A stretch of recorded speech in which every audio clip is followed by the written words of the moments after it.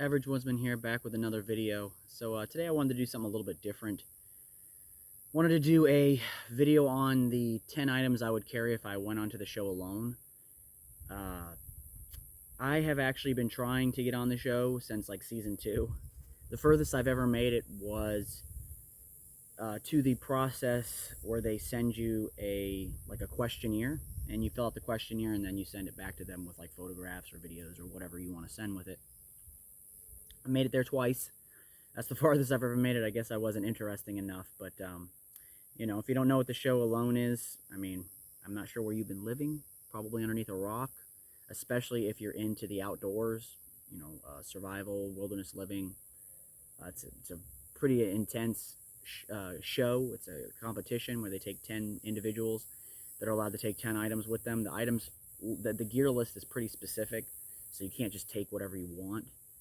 And you're put into like a specific location that they've already scouted previously to make sure it has some resources, so you're not just thrown into an area where there's absolutely no chance of you ever surviving out there for any extended period of time. And then the longest, basically last man standing, or woman. Last person out there wins $500,000. So it's a pretty cool show. It seems to be, I guess, one of the more popular of the survival shows that got really popular over the past, you know, decade or a little bit more, with shows like Dual Survival, Survivor Man, he obviously basically started the whole craze, but you know, they got popular for a while. There was a bunch of different ones, and really most of them aren't around anymore for the most part. Basically, Alone is the only one that has really any type of traction that I see. I don't watch a lot of television, but it's one of the few shows that I do watch. So let's get into the list. What I take is a large Ferro Rod. I take this bad boy right here. This is the Uberleben. This is the largest Ferro Rod I could find. It is 8" by 1/2 inch, so it is massive. If you don't know a lot about ferro rods, the key to a ferro rod is surface area, and you can't get any more surface area than a 8" by 1/2 inch ferro rod. So this is what I would bring with me. This is my first item that I would carry. You know, some people say, oh, I would just make friction fire or whatever. I've made lots of friction fires: bow drill, hand drill, fire plow, fireboard, all those types of things. But I personally would not risk getting out there and blowing a bunch of calories, you know, trying to, you know, make my set, you know, my spindle and my hearth board and all that other stuff, and my bearing block, carve all that, and then waste all those calories.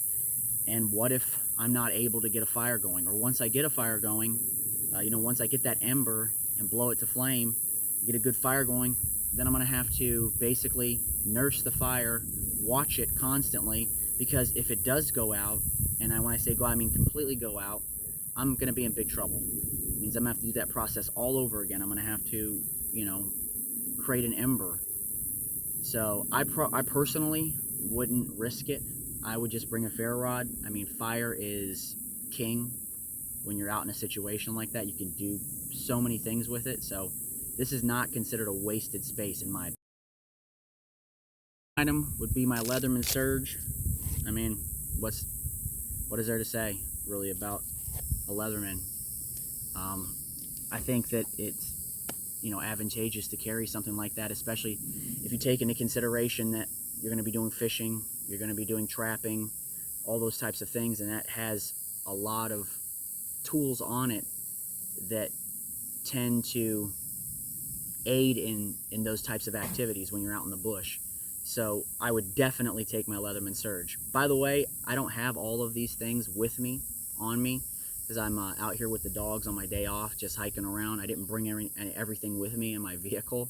So the stuff that I don't have, I'll just, you know, roll a picture in, or from Amazon or something like that, so you guys can see what they are. I personally own all these items. All right, so the next item I would bring is my Baco, my 30" Baco, you know, bow saw. It's just, I mean, you can't go wrong with a heavy duty steel bow saw. and especially with a long blade like that, it just bucks wood. You can just process wood really easily with it. And I think that not carrying a saw is just, I personally would not do it in that type of a situation, a wilderness living situation. So definitely my 30-inch Baco bow saw. The next item that I'd bring with me is my Husqvarna 26-inch multi-purpose axe. It's a felling axe. I mean, that's basically what it is. It's for felling and delimbing and, you know, that type of stuff. You can split with it. It's just a really good axe. I don't think Husqvarna gets enough love for how quality their axes is. I have a couple of them. I also have it's their woodworking axe. It's excellent. It's like a 20-inch handle, I believe, and it's more for carving and things like that, and working with wood. But that's an excellent axe too. I pack that all the time with me because it's a lot smaller and lighter. But I would bring my Husqvarna 26-inch multi-purpose axe. Sleeping bag. I don't have a extreme cold weather sleeping bag like the guys who and girls who are on that show carry with them. Like, I don't have a negative 50 degree, 60 degree sleeping bag or whatever. I just don't have anything like that because it's not necessary. I have my black Arctic bag from the military sleep system and the bivy, which I've used in South Dakota. You know, I think it got down to like negative 6 degrees or something like that. And I slept right on top of the snow, and it kept me warm. But I also had the bivy to keep it dry, and an extra, you know, that creates an extra layer of insulation, you know, creating the pocket of air and from the wind and everything like that, and it kept it dry. I don't know if I probably wouldn't take that. I would probably go out and buy an extreme cold weather sleeping bag, maybe down, maybe synthetic. I don't know. I'd have to do a lot more research on it, but it would definitely be the warmest sleeping bag that I could find. This item would obviously be a fishing kit. Growing up here in Florida, bass fishing, crappie, bluegill, saltwater like snook, redfish, trout, all that kind of stuff. I just grew up fishing. It's what we did on the weekends. We'd go fishing after school. We'd grab our stuff, take our bikes, ride our bikes over to the local lake, and we'd do a lot of fishing.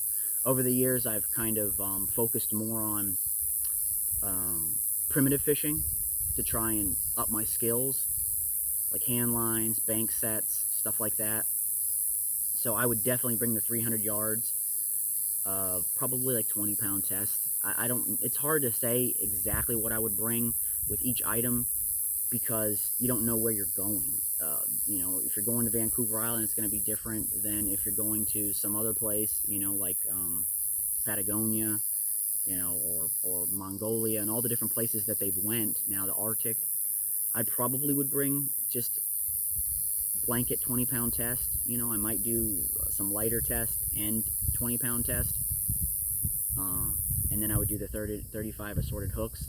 I'm not exactly sure why I guess because it's in Canada, and Canada has different rules and regulations, but why you have to use barbless hooks, I mean, I don't really get it because you're keeping all the fish that you're catching anyway.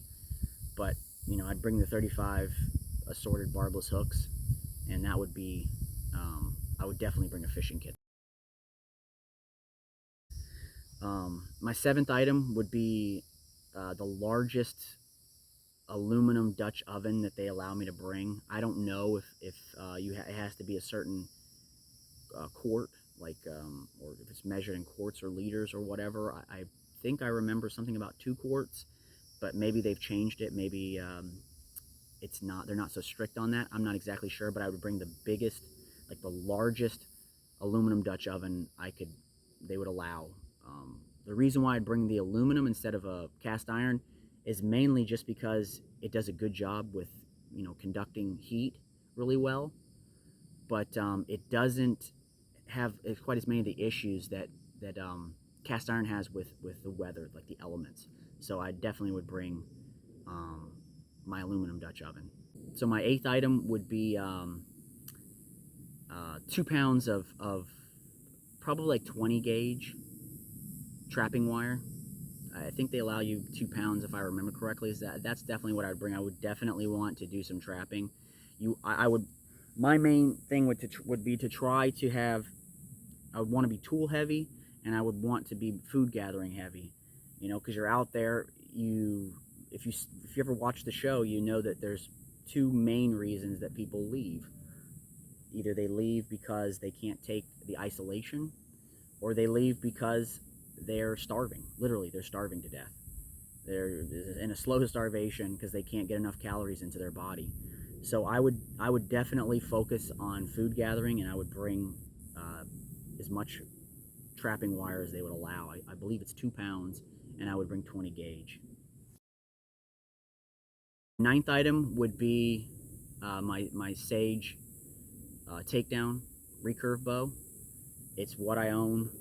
I know it's not like the most expensive. It's not. I didn't make it by hand or anything like that, but I've had it for a while. I'm good with it. I've practiced a lot with it, and it has a 55-pound draw, so that's more than enough to take down medium and even large game. There's really not much more to say about it. I would definitely take a bow because, once again, you know, being out there for that extended period of time, you're going to want large game. You know, you can't just live. I mean, I guess you could, but it's a lot more difficult to just live off of like fish or small game.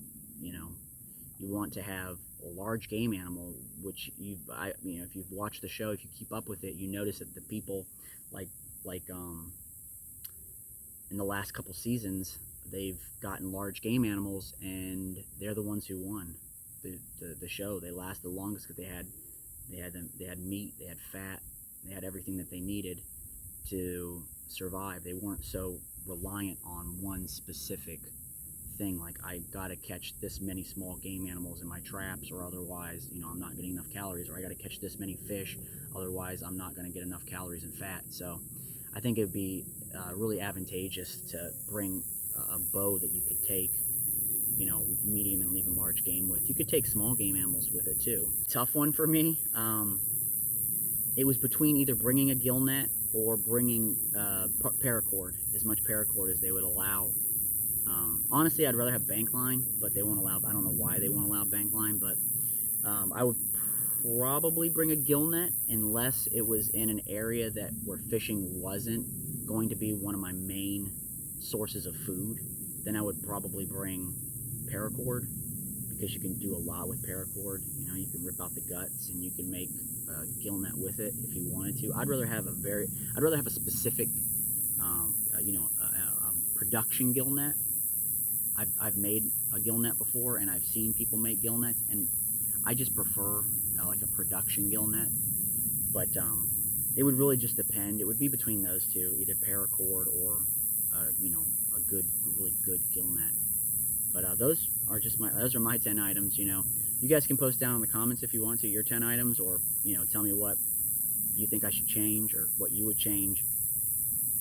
I just thought it was kind of a cool concept. You know, you don't see a whole lot of videos on it, and I like watching the videos that are on it, that are on the 10 items that people would bring onto the show alone. And they, you know, the History Channel always does it for all the contestants each season too, which I think is cool.